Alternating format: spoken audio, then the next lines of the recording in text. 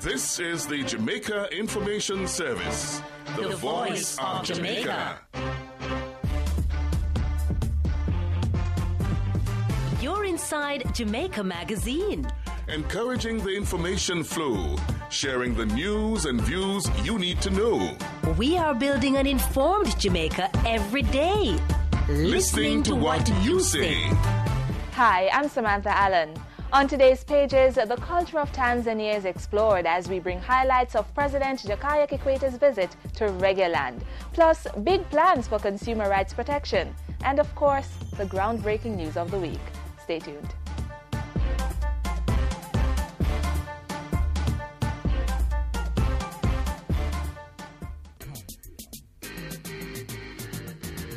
Stand up and get in the race. I can become the master of my destiny. Step up your stride, make we work like a harder. Do it like Veronica, more than a supper. We can rise above the challenges and shine. Was with passion in your heart. Make a plan and stop all the idling. You think I saw? We reach our aging. I can, you can. Like our Olympians, every Jamaican can. It has Mount Kilimanjaro. It's an African country, and its people speak Swahili. Outside of that, how much do we really know about Tanzania?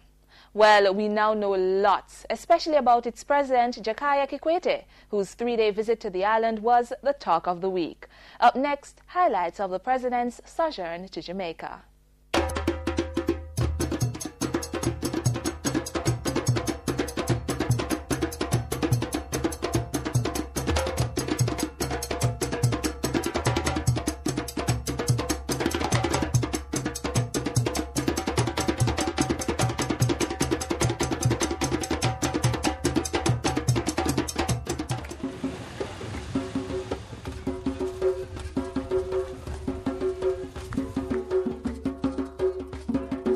Once the British Airways plane touched the pavement at the Norman Manley International Airport, a royal reception was laid out.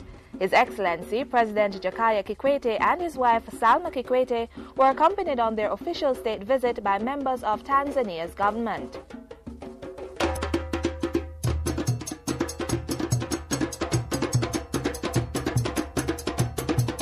With only 3 days to discover Jamaica, President Kikwete embarked on a rigorous island tour. Coming shortly after Jamaica being recognized as the leading Caribbean destination by the World Travel Awards. The president and his entourage made several stops.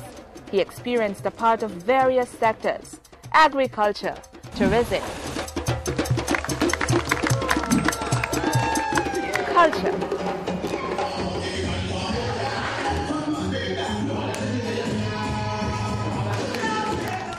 governance. Tanzania, 85% of the people live in rural areas, and agriculture is the mainstay. But our agriculture is very backward agriculture. Low productivity, subsistence agriculture, people living from hand to mouth. So our main preoccupation now is transforming our agriculture. The other thing I'm impressed is with the cassava. I've been reading a lot about the struggle of the black people in the US, in the Caribbean, and elsewhere. And when you read this history, you'll definitely have to read about Marcus Garvey. The Pan-African movement, with all the father figures of the movement, Booker T. Washington, Marcus Garvey, and the rest. Again, Marcus Garvey is there. So for me to have the opportunity to visit this museum, erected in his memory, is a matter of great appreciation. I have very emotional feelings about coming here. He is one of us. He's one of our greatest leaders that this black race has ever known. President Kikwete also received more than lasting memories.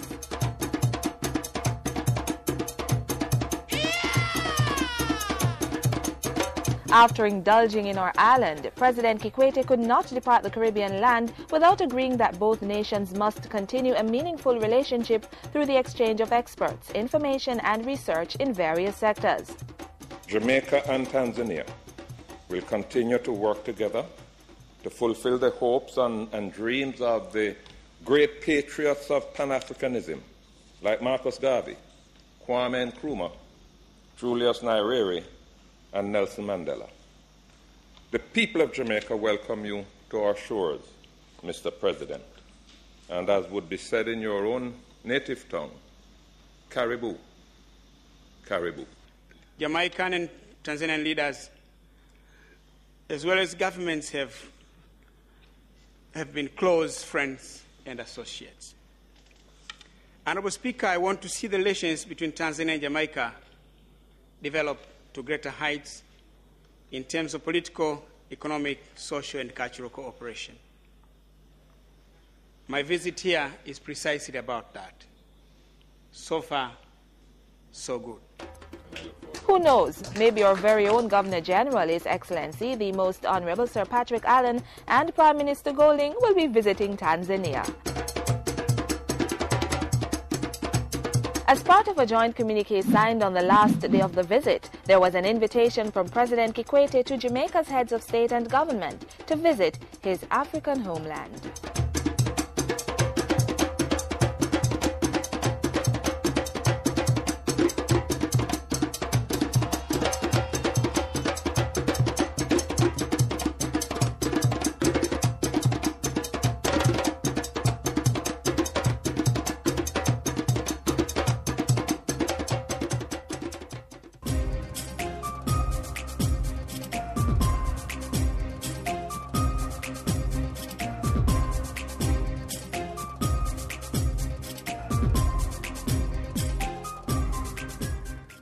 Consumer rights and protection takes a spotlight on this week's edition of Issues and Answers.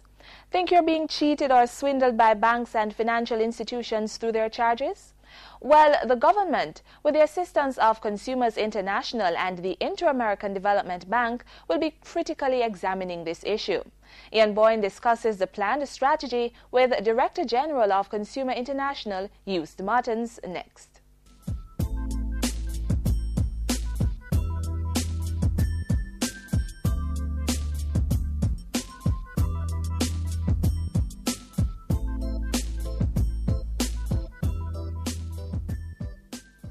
Mr. Martins, welcome to Jamaica and Thank you very much. Welcome to Issues and Answers. The promotion of consumer protection in the Caribbean project was launched this week. Could you tell us the basic elements of this program? Yes, it is a 3-year program that was designed in collaboration and co-funding from the Inter-American Development Bank with the aim to bring about strengthening of the regional consumer organizations, both government and non-government, do it with a specific focus on 3 territories, which is Jamaica, Barbados and Trinidad and Tobago. And the aim is especially to focus on financial services and the banking sector as an area of important attention in the program.